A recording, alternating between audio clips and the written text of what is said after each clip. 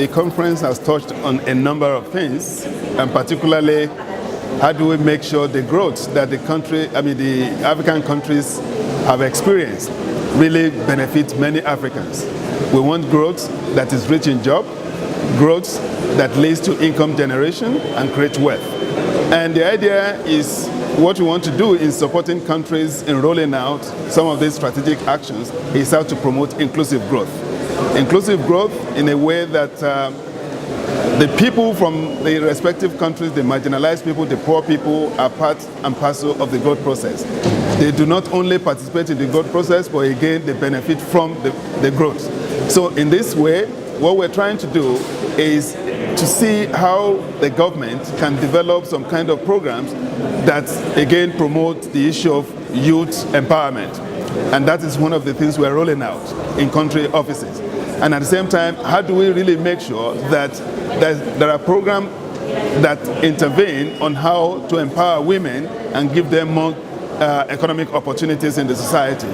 Now the idea is for them to be able to generate jobs and be able to maintain their families, and because we know things like that help a lot in terms of dealing with intergenerational poverty. One of the other issues is for us to be the advocate of the issue of gender parity in education across levels, in primary, secondary, and tertiary institutions.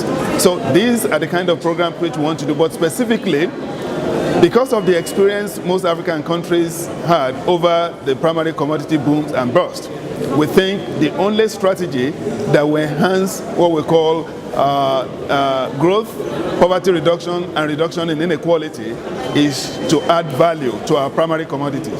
On the basis of this, our economists are going to countries to really develop the kind of program that will help countries to really add value to their primary commodities, either agricultural commodities or mineral resources like oil, copper, platinum, gold, and uranium that are common among African countries. So these are the kind of things we think by the time you add value to primary commodities, it increases the prices of those commodities almost threefold. And that's the kind of thing we want so that it will be able to generate jobs. Because once we continue to export our primary commodities, we export African jobs to other countries. And we don't want to transfer African jobs abroad. So that's one way to keep our jobs, generate jobs for the youth, empower the women, and make sure the economy keeps on rolling to benefit majority of the population in Africa. At the corporate level, UNDP, in partnership with other UN agencies, developed what we call the MAPS.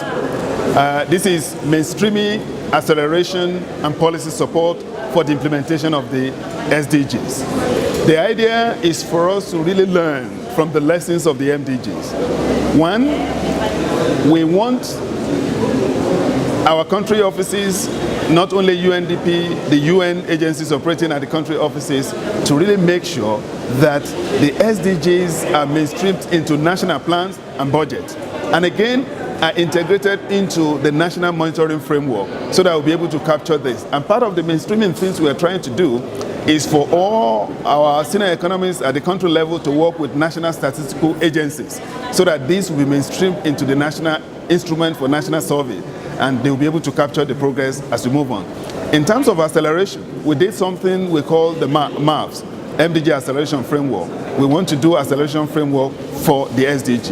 And the idea is for us to be able to look at what are the bottlenecks based on the 17 goals and the 169 target based on the priority of countries. And we then see, okay, how can we help countries to really identify the bottlenecks for us to be able to accelerate progress on the areas they've considered to be very critical to them. Now, when it comes to the issue of policy support, that we have to do, because we have to mobilize experts to really support where there are capacity gaps.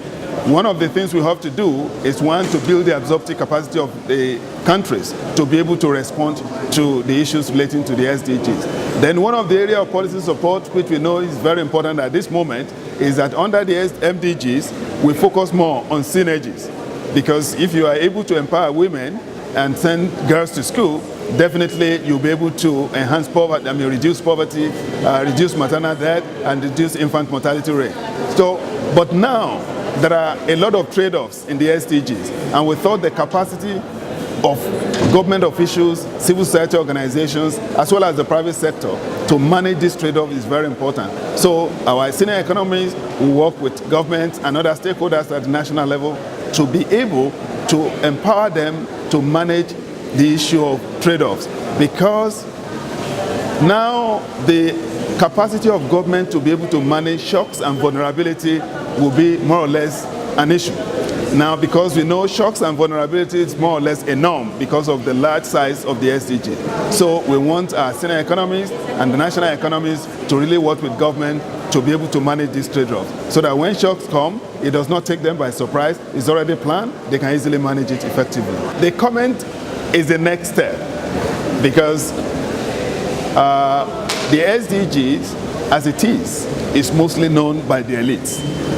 We have to work with the civil society organization to be able to translate the SDGs into languages that common people in our local communities understand.